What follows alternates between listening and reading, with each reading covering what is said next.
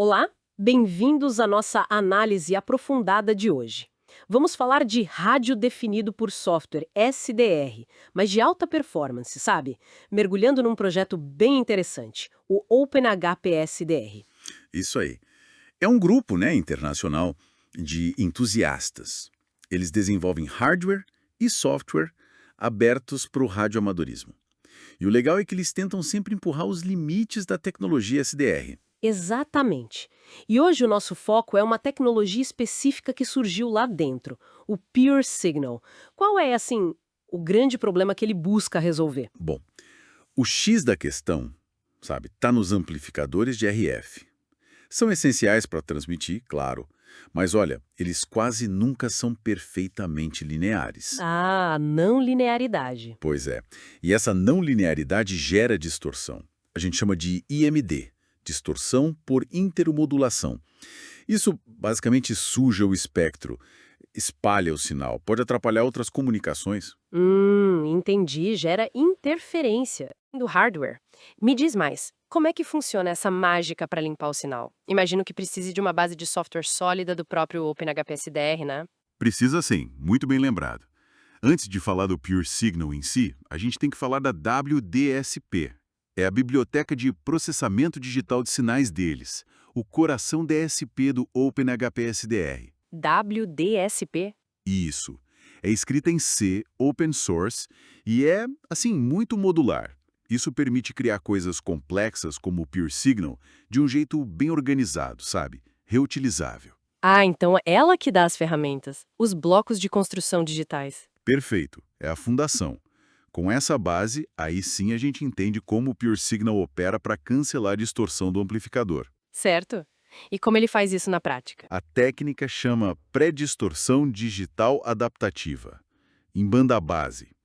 A lógica é a seguinte: se a gente sabe como o amplificador vai distorcer, a gente pode aplicar uma antidistorção no sinal digital. Isso antes dele ir para o amplificador. Uma pré-correção, então. Exatamente, uma pré-correção.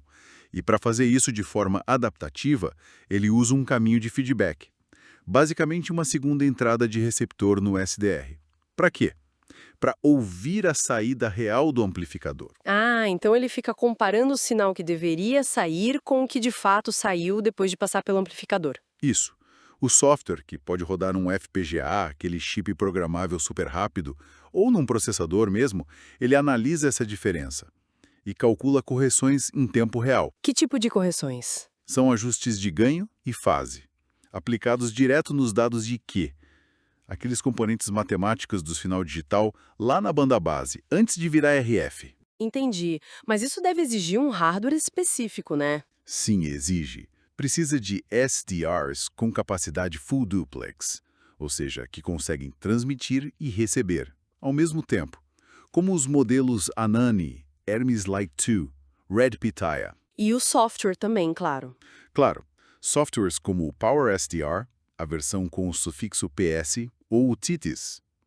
Eles implementam essa lógica toda do Pure Signal. E essa parte adaptativa quer dizer que ele se ajusta o tempo todo, porque o amplificador não se comporta sempre igual, né?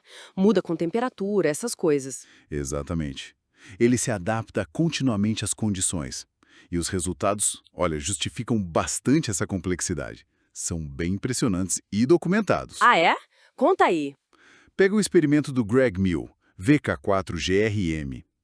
Ele usou um Red Pitaya, um amplificador simples de 10 watts.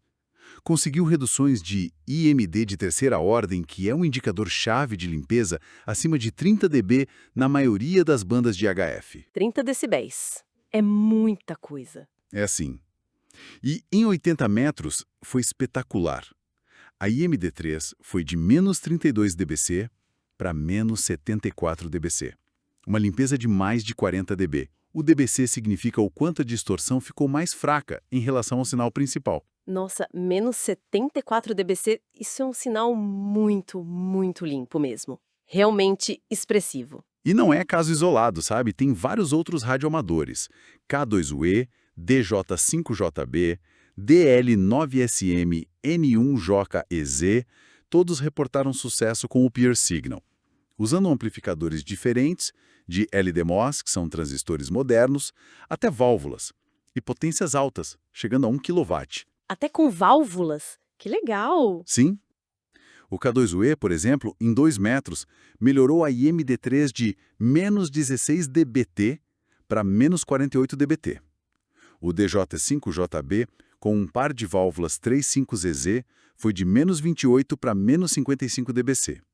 O interessante é que a técnica funciona bem mesmo com amplificadores que, por natureza, não são tão lineares.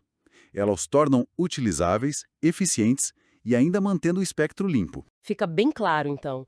O projeto OpenHPSDR, com ferramentas como essa biblioteca, WSDSP, e daí permitindo inovações tipo o Pure Signal, está dando aos radioamadores um controle incrível sobre a pureza das transmissões SDR. É a inteligência do software compensando limitações do hardware. Exatamente.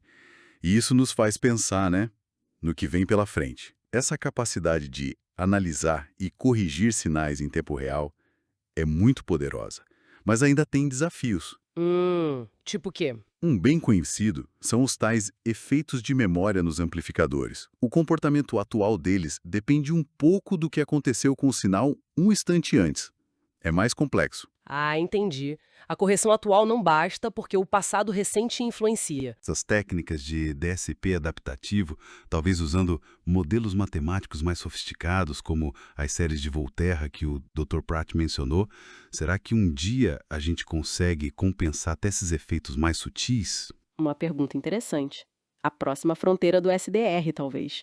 Quem sabe? Fica aí a provocação sobre o que ainda pode vir nesse campo fascinante.